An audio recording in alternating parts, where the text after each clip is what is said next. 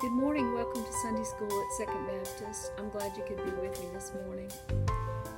We're continuing on in our study of Job, the book of Job. And as we left off last week, Job had made this very important statement that he knows his Redeemer lives, and that he is going to see God face to face. So that was a wonderful statement that Job made. And, he's just gotten done chastising the three friends and saying that they were no encouragement to him as friends. He got on to them.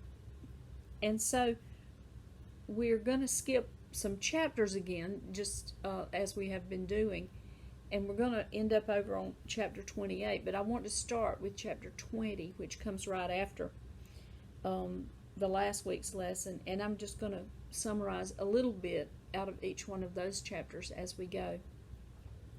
So in chapter 20, right after Job has talked about, I know my Redeemer lives, then Zophar, the friend Zophar, speaks again. And Zophar, says how insulted he is, that Job said they were poor encouragers or whatever. And then he goes on to say that the wicked will suffer. This is God's heritage decreed to the wicked. And so that's kind of the full chapter 20, and then going to chapter 21, Job responds back to that, and Job doesn't disagree that the wicked will suffer and do suffer, but Job said, he also sees some wicked people that prosper their whole lives, and he talks a little bit about them and how it's not necessarily that the wicked always suffer and an innocent person is always protected by God, which is the idea that some people have. Even today, you might hear someone speak in that way, that basically if you are suffering and having difficulties in your life, it's because you're doing something wrong, or God is not blessing you because of something that you're doing. And so Job says, I've seen some people who do wrong, and it's like their whole life they prosper. And he admits that at the end of the day they're going to suffer if they were wicked. And then in chapter 22, Eliphaz jumps in, and he begins to give a list of possible sins that Job might have committed, or some of his family might have committed, and he gets into some details of different things that could have possibly been done wrong, and he's just still trying to go back to this theme of, could it have been one of these things, basically. Think again, Job. Aren't you sure that you might have done one of these?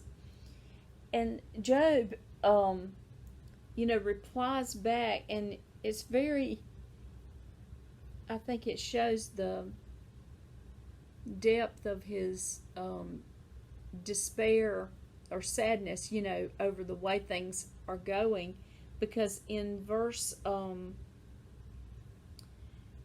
starting, throughout the whole chapter of 23, but starting in verse 8, let's read just a couple verses there. Behold, I go forward, but he is not there, and backward, but I cannot perceive him. When he acts on the left, I cannot behold him. He turns on the right, I cannot see him. But he knows the way I take. When he has tried me, I shall come forth as gold. So he's still, not willing to curse God or to say that God has done anything wrong.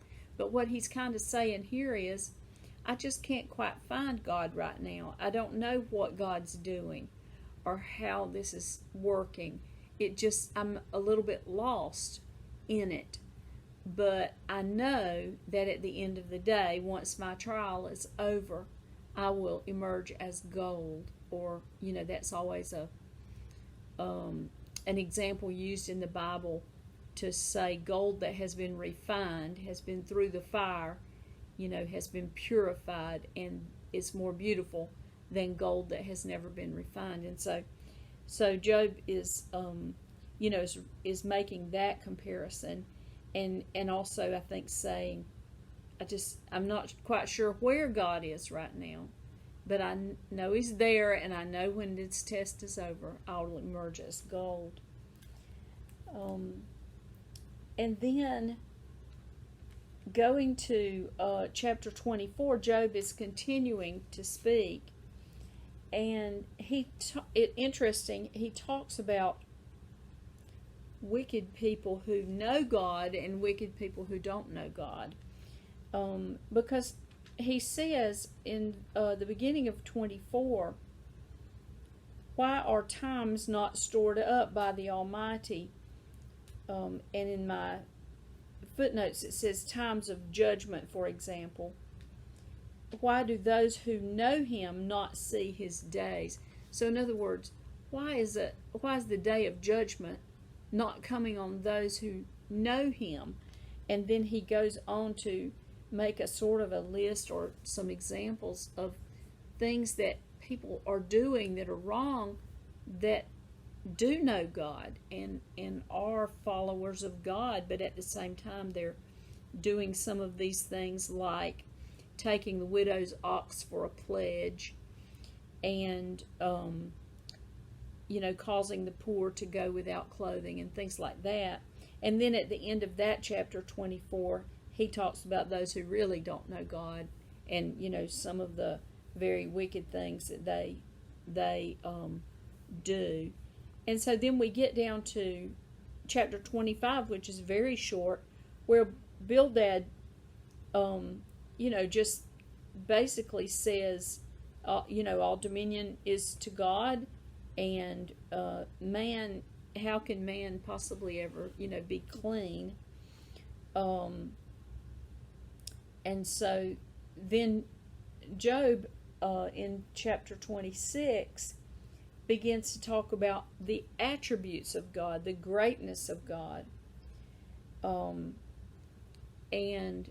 I like these parts of Job where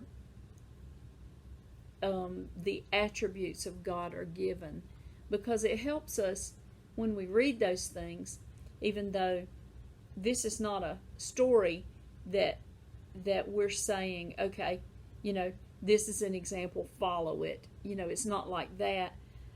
But when we read it and we hear these attributes of God, we can know God better. And so that's one of the benefits of studying these scriptures. So you might want to go and read in chapter 26, verses 5 to 14 through that section where it talks something about the attributes of God. And then in 27, Job again, affirms his righteousness, or that he's not done anything to deserve these things that have happened to him. And he talks about the godless person, those who don't know God at all. And then we get to chapter 28. And at the beginning of chapter 28, Job is still talking, and he from verses 1 to 11,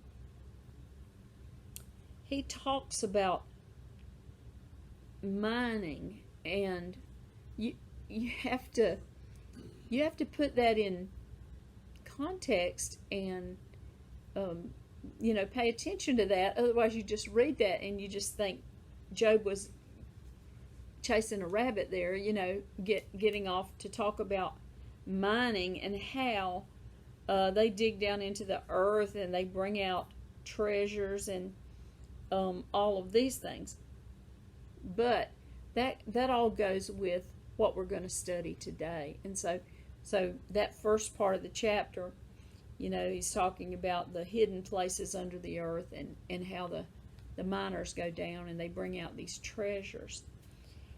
And so immediately following that, then, in verses 12 to 19, after talking about finding the treasures, he talks about wisdom. Where can wisdom be found? Because obviously his friends think they are wise, and Job knows that they're not, because they're calling him wicked when he knows that he's an innocent man. And so let's read verses 12 to 19 now. This is chapter 28. But where can wisdom be found, and where is the place of understanding? Man does not know its value, nor is it found in the land of the living. The deep says, it is not in me, and the sea says, it is not with me. Pure gold cannot be given in exchange for it, nor can silver be weighed as its price. It cannot be valued in the gold of Ophir, in precious onyx or sapphire. Gold or glass cannot equal it, nor can it be exchanged for articles of fine gold. Coral and crystal are not to be mentioned, and the acquisition of wisdom is above that of pearls. The topaz of Ethiopia cannot equal it, nor can it be valued in pure gold. So he's talking about wisdom, and he's referring back then to this dialogue that he has given about mining. And, he's saying that wisdom is more valuable than all of these things. And where can it be found? It's not deep under the earth. It's not in the sea. And you can't exchange gold for it. No matter how much gold you have, the gold of Ophir, which is referred to sometimes in the Bible as a place that was, had abundant riches of gold. So he's saying, no matter how much gold you have, you can't buy wisdom. And that's true, isn't it? We see that over and over again, as you might meet someone who has all the money in the world, but they're not very smart with it. And that happens a lot. And so then let's read on to verses 20 through 22. Where then does wisdom come from? And where is the place of understanding? Thus it is hidden from the eyes of all living, and concealed from the birds of the sky. In Abaddon and death say, with our ears we have heard a report of it. Abaddon, and maybe I'm not pronouncing that right, but it's another word for destruction. So destruction and death are saying, we seem to have heard a report about wisdom. So wisdom is hidden, he's saying, from the eyes of the living, the birds of the sky. Where is the place of understanding? And Job is going to, give us an answer to that. But even destruction and death, or the end of life, have only just heard a report that there is such a thing as wisdom. We as Americans, or maybe many other people around the world too, are the same way. We want to have all the answers before we trust God, don't we? We want to have the full knowledge of the situation before we can trust God with the situation. And that's not really trust, is it? Trust, I've really dealt with that this week, I guess, but trust is when you go ahead and act and believe on something that you can't see, touch, or feel, and you don't know that it's going to happen, except that you know God and you know that He will work it out. That's where trust comes in. And, sometimes, like we talked about before, you have to get to the end of your rope or the bottom of your barrel before you can begin to really trust God and know that He is ultimately the one that's in control and not you, and that He does know what's going on, and you don't have to all the time. You don't always have to know all the answers. So let's read on in verses 23 and 24. Talking now about wisdom. God understands its way, and He knows its place. The place of understanding is what he had referred to before. For He looks to the ends of the earth and sees everything under the heavens. So here's another one of the attributes of God, that He sees the big picture. He can see everything that's happening. He sees how all the pieces fit together. He can see the future and the past, and He knows how to he knows, He has the true wisdom, I'll say it that way. He has the true understanding and the true wisdom. And we try to think up what we think is wise and make decisions based on that. If we miss the boat, then we've made some decisions that were wrong. But God sees the big picture. Verses 25 to 27 now. When He imparted weight to the wind and meted out the waters by measure, when He set a limit for the rain and a course for the thunderbolt, then He saw it and declared it. He established it and also searched it out. So, here are more attributes of God, that He created everything, and when He did so, He measured out the waters in the way that He wanted them to be. He measures out the rain. If you think of it that way, God is in control. When things seem out of control, we still just have to trust God that He somehow is a part of a bigger picture that's going on, and how it fits together. We may never understand until we get to heaven.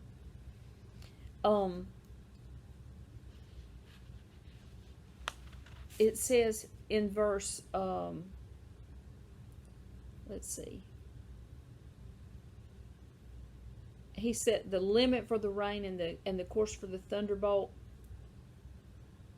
He established it and also searched it out. So in the book version of this verse, it puts in the word wisdom. He considered wisdom and evaluated it. He established it and examined it. We know that God is the creator of wisdom. My version does not spell it out in that way, but we know that God created everything, including wisdom, and He holds all the wisdom, and any wisdom that we have comes from Him, and certainly not from ourselves. And then the last verse that we're going to cover for today is verse 28. So this is still Job speaking. And to man God said, behold, the fear of the Lord, that is wisdom, and to depart from evil is understanding. Okay, so now Job has given us the answer to what is wisdom and understanding. And let's read that again, because it's very important. The fear of the Lord is wisdom, and to depart from evil is understanding. And let's break those two apart for a moment. The fear of the Lord, meaning that, not that we are afraid of the Lord, of course, but that we have a very healthy respect for what he says. And we should fear him in the sense that we don't want to go outside of his will for our lives or his desire for the way that he wants us to live. So in that way, we should fear him. And to reverence or fear the Lord like that is wisdom. And a part of wisdom then is going to be to listen to God's guidance on any situation, because that's a part of the fear or reverence of the Lord, isn't it? To wait for his instructions or his guidance in our lives rather than just marching on and trying to think of the best answer for ourselves. And then it says to depart from evil is understanding. So in the same way, to depart from evil, to leave it behind, to turn away from it, is to be able to have real understanding, the kind of understanding that God would want us to have. And God gives us that understanding to be able to discern what is evil and what is good, and what is his way to follow in it, and what is evil to turn away from that. You know, he's always giving us instructions throughout the day and decisions that we have to make. We make so many small decisions everywhere we go, and we don't even think about it. You know, if we sit and think about all the little decisions you make when you let's say on a trip to Walmart, you come in the door, there's someone there who says hello to you. Okay, right there you have a decision, don't you? Whether you're going to treat that person kindly, you're going to ignore them, or you're going to be rude to them. You know, you've got several choices there that you can make. You know, in the way that you walk through the store, you make decisions on how you treat others as you go through that store. The things you purchase are decisions that you make based on your fear of God or not. Where you might avoid walking down the aisle with the alcohol on it because you don't want, you know, to give the appearance that you might be going down there to buy something. I mean, you know, there are decisions that you make as you go through the store. And then, you know, as you leave the store, again, you're going to encounter people, and you have that decision on how you're going to treat others. Because if we can think of things in God's way, in the way that he sees the situation, in the way that he sees those other people, then we can begin to try to treat them in the way that God would want to treat them. So Job, I think he exhibits in some ways like this that he does understand God, he knows God, and he has the wisdom and understanding of God to be able to speak these words that he's spoken last week and this week, as he's given wise counsel to the friends if they will listen. And so we're going to continue on then with Job next week, and the chapter that we're going to begin with is chapter 36. So from now 29 to 36, review those chapters, and then you'll be ready for us to study again together next week. Thank you for being with me, and I'll see you soon.